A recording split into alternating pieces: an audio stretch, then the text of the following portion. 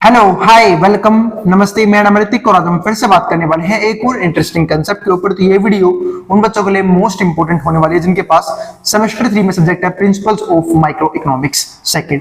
तो चलिए शुरू करते हैं आज की वीडियो। और इस कंप्लीट सीरीज के नोट्स ऑलरेडी बन चुके हैं। जिन बच्चों को नोट्स परचेज करने हैं इस नंबर पे जाए 9667836336 यहाँ पे व्हाट्सएप करके नोट्स ले सकते हैं। अब आते हैं कंसेप्ट के ऊपर। तो आज का हमारा जो कंसेप्ट है लेसन नंबर 6 के बारे में, यानी कि आज हम समझेंगे लेसन नंबर 6 को। और ये हमारा क्या है, consumer and producer theory in action, यानी कंज्यूमर प्रोड्यूसर थ्योरी क्या होती है उसको हम डिस्कस करेंगे इस कंप्लीट लेसन के अंदर। उससे पहले कुछ इंपॉर्टेंट बातें, हर एक चैप्टर के जो इंपॉर्टेंट टॉपिक्स हैं, ठीक है, उससे कुछ कंसेप्ट साथ कुछ इंपॉर्टेंट क्वेश्चन वो मेरी वेबसाइट पे भी अपलोड होते हैं। तो आप आराम से जाएं, उसका लिंक आपको मिल जाएगा मेरे वीडियो के डिस्क्रिप्शन में, वहां पे क्लिक करके आप आराम से उस डायरेक्टली उस पेज पे पहुंच जाएंगे जहां पे उस चैप्टर के कंसेप्ट जो है वो मौजूद होंगे। तो आप वो भी जरूर एक बार रीड आउट कर लेना, क्योंकि वहां से आपको इस बात का आइडिया मिल जाएगा कि आपको क्वेश्चंस के आंसर कैसे अप्लाई करने होते हैं एग्जाम्स के अंदर, और कुछ डिफरेंट और इंपॉर्टेंट क्वेश्चन भी आपको मिल जाएंगे वहां पे। अब आते हैं आज के कंसेप्ट के ऊपर। और बाकी जो इंपॉर्टेंट क्वेश्चन की जो पूरी सीरीज है, मतलब जो क्वेश्चंस हैं विद आंसर्स, वो मेरे नोट्स के अंदर भी आपको मिल जाएंगे। यानी कि नोट्स के अंदर आपको दो पीडीएफ मिलेंगी, एक जो इंपॉर्टेंट क्वेश्चंस और आंसर उनकी पीडीएफ, दूसरा जो भी आपके इंपॉर्टेंट नोट्स हैं, यानी कि जो स्टडी मटेरियल के नोट्स होंगे उसकी पीडीएफ। तो बात है आज के टॉपिक के ऊपर। लेसन नंबर 6 हमारा कंज्यूमर एंड प्रोड्यूसर थ्योरी। हम सब जानते हैं कि हम प्रीवियस वीडियो में काफी बार डिस्कस कर चुके हैं ये बात कि कंज्यूमर का मात्र और मात्र एक मोटिव होता है। वो मोटिव क्या होता है? अपने सेटिस्फेक्शन को मैक्सिमाइज करना, यानी कि जो भी हमने रिसोर्सेज अर्न कर रखी है, जो भी हमने इनकम जनरेट कर रखी है, उसको इस तरीके से खर्च करना कि उसकी जो सेटिस्फेक्शन हो क्या हो, मैक्सिमम हो। लेकिन प्रोड्यूसर का काम सेटिस्फेक्शन से नहीं चलता मेरे भाई, उसका काम क्या चलता है? प्रॉफिट से। तो प्रोड्यूसर क्या सोचता है कि कैसे ना कैसे अपना प्रॉफिट को मैक्सिमाइज किया जाए। तो उन पॉइंट ऑफ व्यू को हम डिस्कस करेंगे और साथ में कुछ एग्जांपल देखेंगे कैसे वर्ल्ड की मार्केट अफेक्ट करती है, कैसे हमारी डोमेस्टिक मार्केट अफेक्ट होती है, और कौन कौन से फैक्टर्स हैं जो उन्हें अफेक्ट करते हैं, वो सब हम डिस्कस करेंगे इस कंप्लीट लेसन के अंदर। अब आपने पहले डिस्कस करते हैं कुछ लर्निंग ऑब्जेक्टिव्स। अब वो कौन कौन से हैं वो देखते हैं करके। तो पहला हमारा लर्निंग ऑब्जेक्टिव क्या है? To explain changes in supply and technology. पहले मैं समझना होगा कि जो चेंजेस हैं किसमें, सप्लाई में और टेक्नोलॉजी में, वो किस प्रकार होती है कॉम्पिटिटिव इंडस्ट्री के अंदर। मतलब हम सब जानते हैं कि भाई कुछ फैक्टर होंगे जो कहीं ना कहीं प्रोड्यूसर की इनकम को अफेक्ट करेंगे, तो वो किस तरीके से सप्लाई को इफेक्ट करते हैं, और टेक्नोलॉजी के चेंज होने से क्या क्या इफेक्ट पड़ता है वो भी हम डिस्कस करेंगे। ये हमारा क्या है, पहला लर्निंग ऑब्जेक्टिव, जिसके ऊपर मैं डीप में बात करूंगा इस वीडियो के आखिरी में।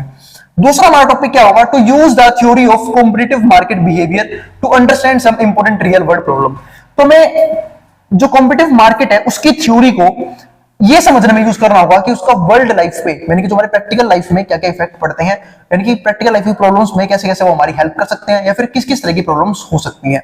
अब थोड़ा सा समझते हैं इस चीज को। मैंने यहाँ पे क्या लिखा है? To use theory of competitive market behaviour.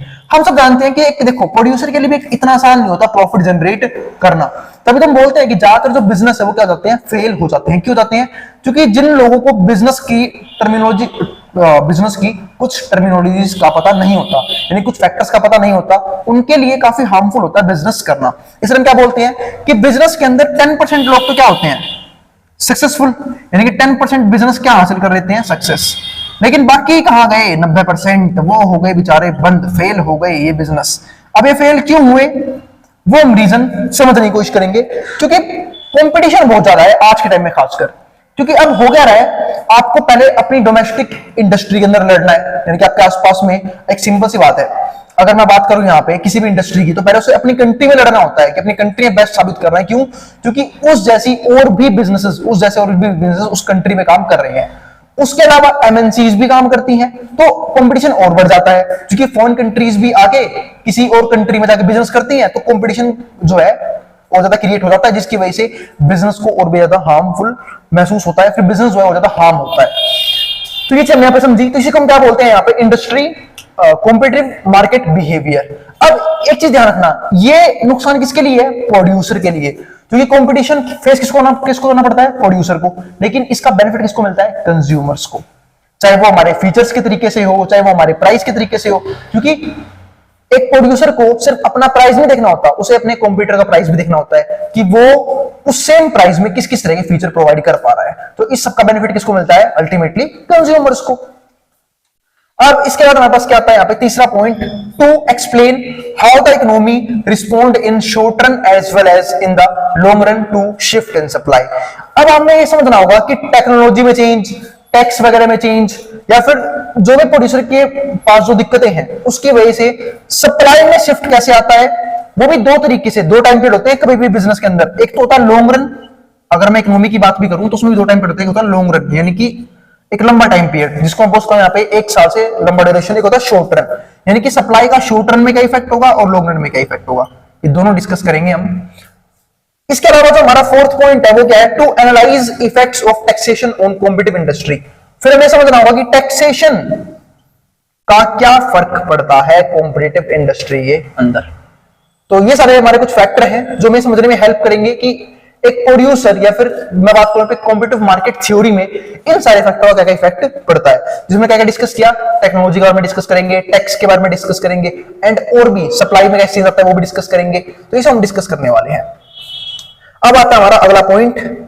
तो फोर्थ पॉइंट के तीन पार्ट है, वो ध्यान से समझना। एक तो ए पार्ट है, वो क्या है, changes in supply in a competitive market. इस बात का मतलब क्या है कि जब सप्लाई में चेंज आएगा उसका कॉम्पिटिटिव मार्केट पे क्या इफेक्ट, या फिर कॉम्पिटिटिव इंडस्ट्री पे क्या इफेक्ट पड़ेगा। एक तो हमें ये समझना होगा। दूसरा, changes in technology in a competitive industry, यानी कि एक कॉम्पिटिटिव इंडस्ट्री में अगर टेक्नोलॉजी में चेंज आता है तो क्या होगा, वो भी हमें समझना होगा। किस तरीके से बिजनेस को हार्म करता है और किस तरीके से बिजनेस के लिए बेनिफिट होता है, ये समझना पड़ेगा। क्योंकि देखो, टेक्नोलॉजी एडवांसमेंट बहुत जरूरी है और उससे बेनिफिट क्या मिलता है, कोस्ट कम होता है। तो एक चीज याद रखना, कभी भी अगर टेक्नोलॉजी एडवांस होती है तो क्या पड़ता है, कोस्ट कम हो जाता है।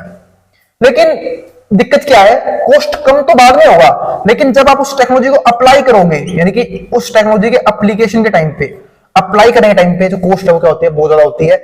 इसलिए बहुत सी जो कंपनीज है इनके लिए हार्मफुल भी होता है। मतलब फॉर एग्जांपल, मैं आपको एग्जांपल देता हूं, ABCD, मान लो 4 कंपनियां हैं और टेक्नोलॉजी में सडन कोई चेंज आ गया।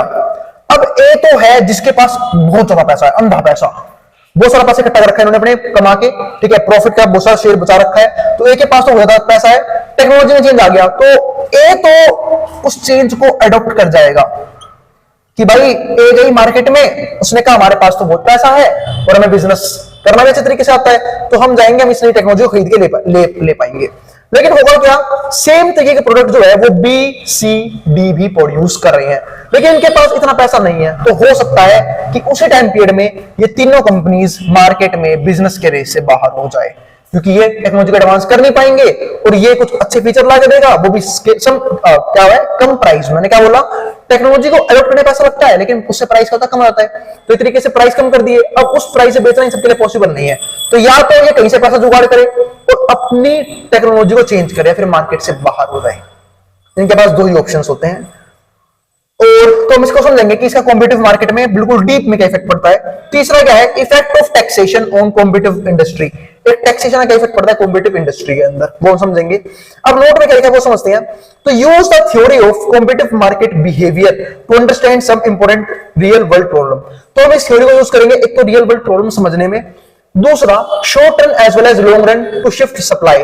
मतलब शॉर्ट रन और लॉन्ग रन में सप्लाई में कितना कितना शिफ्ट आता है वो हम समझेंगे। That are brought about changes in cost structure, जिसकी वजह से बिजनेस का कॉस्ट स्ट्रक्चर भी चेंज होता है ऑफ एन इंडस्ट्री।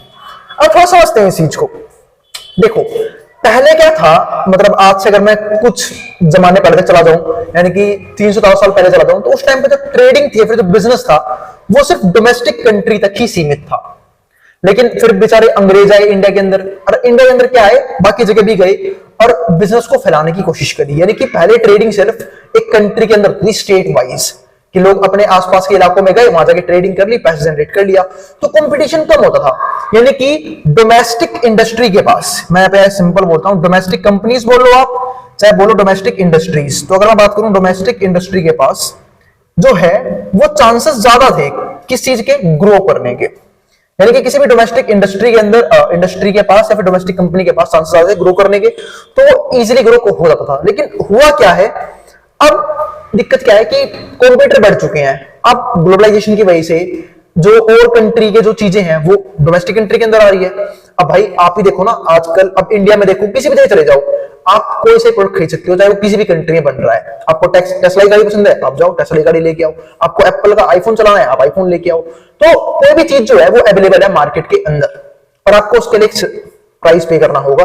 जैसे फॉर एग्जांपल अब डोमेस्टिक इंडस्ट्री, इनके लिए क्या हुआ, कंपटीशन क्रिएट हो गया कि भाई अब उन्हें वर्ल्ड वाइड में जितनी भी कंपनीज चल रही है सबसे उनका क्या है, कंपटीशन है, तो उन्हें अपने प्रोडक्ट को उनके हिसाब से और अपने प्राइस को उनके हिसाब से ढालना पड़ता है। अब बात है इन सबको बचाया किस जाए, तो भैया गवर्नमेंट को डिसीजन लेना चाहिए। तो गवर्नमेंट यहाँ पे एक चक्कर लेके आते हैं, उसे बोलते हैं टैक्सेशन।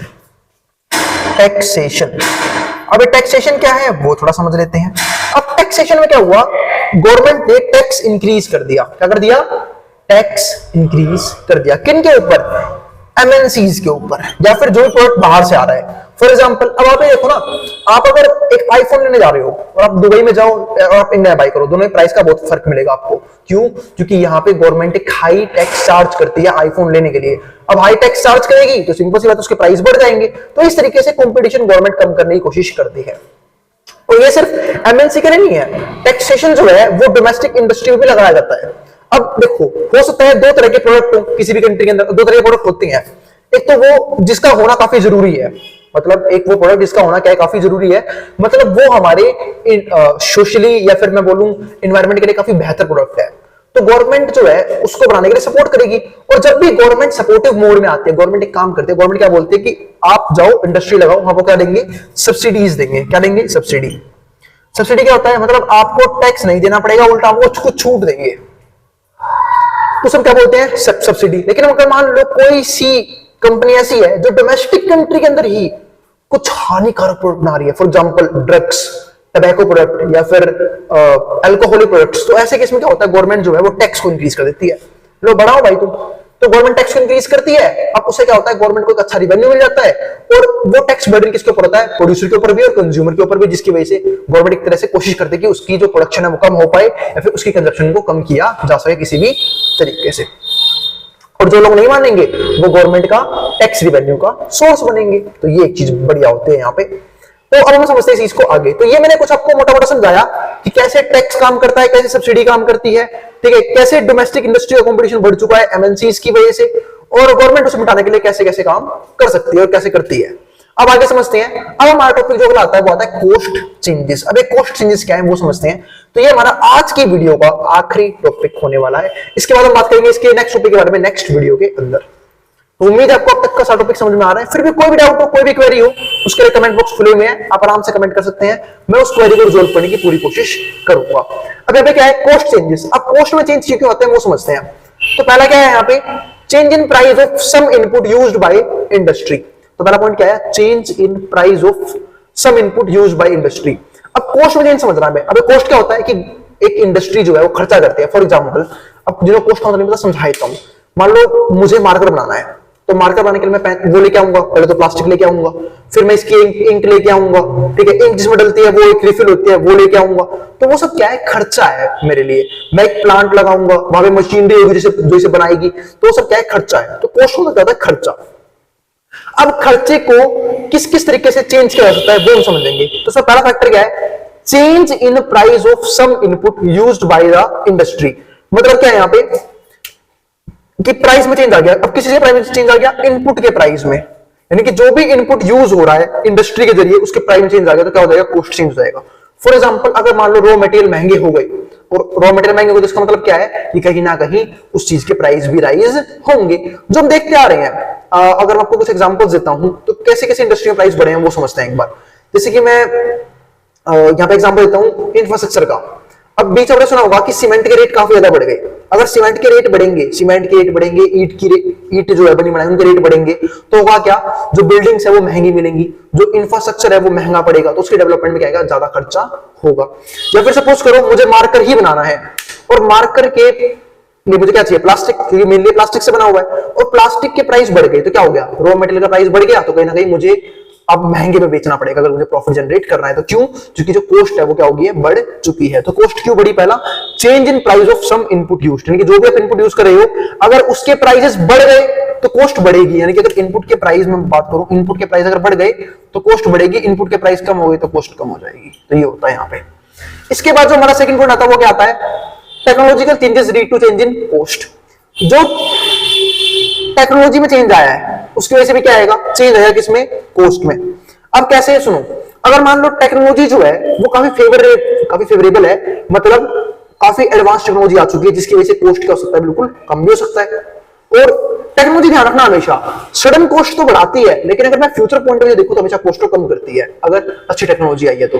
जैसे आजकल देखो आप, मोबाइल फोन्स हैं, हम लोग कंप्यूटर सिस्टम यूज करते हैं, पीसी यूज करते हैं, लैपटॉप्स यूज करते हैं, इतनी हम लोग हाई टेक्नोलॉजी यूज करें, उन सबके प्राइस लगातार कम हो रहे हैं। क्यों कम हो रहे हैं? क्योंकि एडवांस टेक्नोलॉजी लगातार मार्केट में लॉन्च होती जा रही है, जो क्या है काफी चीप रेट पे अवेलेबल है। और जब वो चीप रेट पे अवेलेबल होगी तो प्राइस क्या हो जाएंगे, अपने आप ही कम हो जाएंगे। तो इस चीज का बेनिफिट मिल रहा है। तीसरा पॉइंट हमारे पास क्या आता है, change in tax paid by the firms in the industry. तो टैक्स का क्या है, तो यहाँ पे ध्यान रखना, अगर टेक्नोलॉजी काफी अच्छी है तो कॉस्ट क्या हो जाएगी, फ्यूचर में हमारी कम हो जाएगी।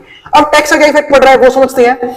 तो टैक्स के बारे में पहले डिस्कस कर चुका हूं कि अगर टैक्स रेट को इंक्रीज किया जाता है तो कॉस्ट अपने आप ही क्या हो जाएगी, बढ़ जाएगी। क्योंकि टैक्स का बर्डन किसके ऊपर डाला जाता है, प्रोड्यूसर के ऊपर। तो प्रोड्यूसर उसे कहां पे डाल देगा, यहाँ पे क्या नाम है, फॉर एग्जांपल मैं आपको इस चीज को समझाता हूं एग्जांपल से। सपोज करो ये मैंने मार्कर बनाया, इसका एग्जांपल मैंने काफी बार दिया हुआ है। मैंने एग्जांपल मान लो ये मार्कर बनाया मैंने, इस पे 15 रुपए खर्चा आया मेरा, मतलब मैंने इसमें प्लास्टिक डाली, रिफिल डाली, जो कि पर यूनिट 15 रुपए में अवेलेबल होती है मुझे। तो 15 रुपए खर्चा आ गया, सब कुछ मिला के, मशीनरी का खर्चा, मशीनरी के ऊपर फ्यूल का खर्चा, वो जो जहां पे मैंने जगह रखी है उस लैंड का रेंट का खर्चा, सबका मिला के 15 रुपए खर्चा आता है एक मार्कर के ऊपर। अब मैंने सोचा कि भाई 3 रुपए प्रॉफिट कमाऊंगा मैं एक मार्कर को बेचने के बाद, तो मैंने 3 रुपए और जोड़े, तो मैंने सोचा चलो 18 रुपए बेचता हूं। लेकिन बीच में गवर्नमेंट रोल में गवर्नमेंट बोली अच्छा तुम प्रॉफिट कमाओ, हमें कुछ दो ना, ऐसा हो नहीं सकता। तो उसने बोला कि आपको पर मार्कर पे 2 रुपए टैक्स देना पड़ेगा। तो अब क्या करे, अब एक तरीका तो ये है कि भाई जो बिजनेसमैन है वो भाई अपने प्रॉफिट का हिस्सा 2 रुपए से दे दे टैक्स के तौर पे और 1 रुपया प्रॉफिट कमा ले। पर बिजनेस सोच रहा है कि यार इससे किस्तों में उनको नुकसान हो जाएगा, फायदा ही नहीं हुआ इतने बड़े बिजनेस को स्टैब्लिश करने का। तो उसने क्या किया, 18 रुपए में 2 रुपए और जोड़ दिए, किस चीज के, टैक्स के। तो 20 रुपए क्या हो गया हमारा, टैक्स। तो ध्यान रखना, अगर टैक्स रेट बढ़ाया जाता है तो कॉस्ट बढ़ेगी, टैक्स रेट कम होगा तो कॉस्ट कम हो जाएगी। और ये भी चीज ध्यान रखना, अगर टैक्स रेट बढ़ेगा कॉस्ट बढ़ेगी, तो कॉस्ट बढ़ेगा तो प्राइस भी बढ़ जाएगा, यहाँ पे प्राइस क्या हो जाएगा, कम हो जाएगा। तो इस चीज का बेनिफिट मिलता है कि अगर गवर्नमेंट टैक्स को बंद कर देती है और सब्सिडी प्रोवाइड करती है तो कहीं ना कहीं उस बिजनेस के लिए बेनिफिट है, वो बिजनेस के लिए कंपटीशन कम हो गया है, वो चीप रेट पे चीजें अवेलेबल करवा सकता है। लेकिन अगर टैक्स रेट बढ़ चुका है, जैसे आजकल आप देखो जितने भी टबैको प्रोडक्ट्स है, चाहे अल्कोहलिक प्रोडक्ट है, उनको उनके प्राइस काफी हाई रहते हैं। और उसके हाई रहने के रीजन क्या है, कि गवर्नमेंट उन पे हाई टैक्स चार्ज करती है। ये तो उसका बर्डन किसको देना पड़ता है, कंज्यूमर्स को, क्योंकि प्रोड्यूसर के ऊपर डालती है लेकिन प्रोड्यूसर से प्राइस मेट कर देता है, तो कंज्यूमर को भरना पड़ता है वो टैक्स। और ऐसा करना भी जरूरी है ताकि कंजप्शन कम से कम हो पाए। लेकिन लोग फिर भी नहीं मानते, लोग बेशक दूध पिए ना पिए भाई दारू जरूर पिएंगे। तो सबके बड़ी बड़ी मेंटलिटी है, क्या कह सकते हैं। अब आगे समझते हैं। फोर्थ पॉइंट हमारे पास क्या है, acts of nature be an important source of cost. एक चीज और ध्यान रखना यहाँ पे, कई बार नेचर भी कॉस्ट को एराइज कर देता है, ये चीज काफी इंपोर्टेंट है। अब आती नेचर कैसे भी कॉस्ट को एराइज कर सकता है। अब एक सिंपल सी बात है, अगर मान लो कि जो नेचर है इन्वायरमेंट का, वो अगर उस बिजनेस के फेवर में है तो कॉस्ट नहीं बढ़ेगी, लेकिन अगर फेवर में नहीं तो कॉस्ट क्या हो जाएगी, बढ़ जाएगी। इसका एग्जांपल हम दे सकते हैं कि जैसे मान लो अब दिल्ली, मैं एग्जांपल मुंबई में जो मौसम है वो जनरली बारिश का रहता है, क्योंकि वो समुद्र के आसपास का एरिया है, तो वहां पे बारिश लगातार होती रहती है। और बारिश होने की वजह से क्या होता है, फ्लाइट काफी बार डिले हो जाती है, फ्लाइट लेट हो जाती है, जिसकी वजह से क्या होता है, जो एविएशन कंपनीज हैं उनके ऊपर कॉस्ट बर्डन जो क्या हो जाता है, बढ़ जाता है। तो अगर कभी कभी नेचर बेनिफिट में है तो कॉस्ट कम आएगी, और अगर नेचर अगेंस्ट में है उस बिजनेस के तो कॉस्ट क्या हो जाएगी, बढ़ जाएगी। तो ये होता है हमारा नेचर का इंपैक्ट किसमें, कॉस्ट के चेंज में। तो ये हमारा था इंपॉर्टेंट टॉपिक, और यहाँ पे हमारी होती है वीडियो कंप्लीट। तो मिलेंगे हम नेक्स्ट चैप्टर में, जहां पे हम बात करेंगे इस टॉपिक के बारे में और भी, यानी कि हमने बात करी प्रोड्यूसर के बारे में, ठीक है, कि प्रोड्यूसर जो है वो किस तरीके से काम करता है और कौन कौन सी चीजें उसे अफेक्ट कर सकती हैं। उम्मीद आपको इस वीडियो का हर एक कंटेंट, हर एक टॉपिक क्लियर हो चुका है, ठीक है। मिलेंगे अगली वीडियो में जहां पे हम बात करेंगे इसके और भी टॉपिक्स के बारे में। अब जिसको जो यहां उतारना उतार सकता है, मैं बोर्ड के सामने से। और अगर फिर भी कोई भी क्वेरी हो, कोई भी डाउट हो, उसके लिए कमेंट बॉक्स में कमेंट कर सकते हैं। डिस्क्रिप्शन में टेलीग्राम चैनल का लिंक भी गिवन है और इंस्टाग्राम का लिंक भी गिवन है, आप वहां जाके मुझे फॉलो कर सकते हैं। ठीक है, कोई भी डाउट होगा तो आप इंस्टाग्राम पर डायरेक्टली क्वेश्चन वगैरह भेज सकते हैं ताकि मैं आपकी उसमें हेल्प कर दूं, ठीक है। और बाकी कोई भी दिक्कत हो तो वो भाई आप व्हाट्सएप पे भी क्वेरी डाल सकते हैं, ठीक। उसका इमीडिएटली रिप्लाई करना मुश्किल होता है मेरे लिए, क्योंकि ये मैं हैंडल नहीं करता। हाँ, पर बाद में एक बार जरूर देख लेता हूं कि अगर कोई क्वेरी ऐसी है वो मेरे पास पहुंच जाती है तो मैं उसमें हेल्प आगे कर सकता हूं आपकी। अब मिलेंगे अगली वीडियो में, जिसको जो यहां से उतारना उतार सकता है, मैं बोर्ड के सामने से।